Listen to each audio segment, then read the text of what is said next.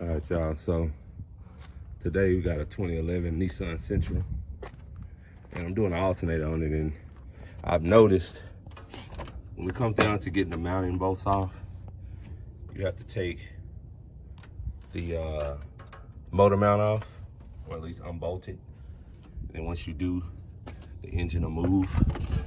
As you can see, I slid it forward, and then the bolts, you'll have a better chance of getting these bolts out. It's still a little tight, but as you can see, you see how it hits the frame there? Now, in its original position is way back here. So, you know, they got those little holes right there. I don't know if that's supposed to be there to help or not, but everything else is typical on it, except that. But it's just a little tip for anybody working on one of these, because everything else is pretty straightforward.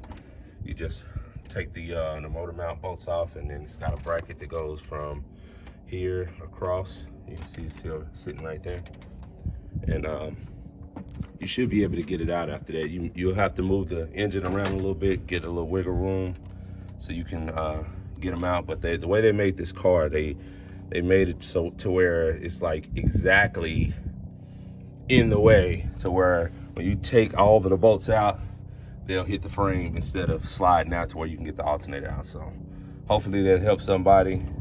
I've only been working on it probably about 15 minutes, but I know how that can go. All right, so just to show y'all what I did, I ended up pulling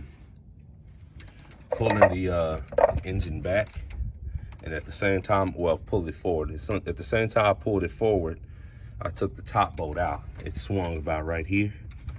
And then the bottom one, it just came out with the alternator.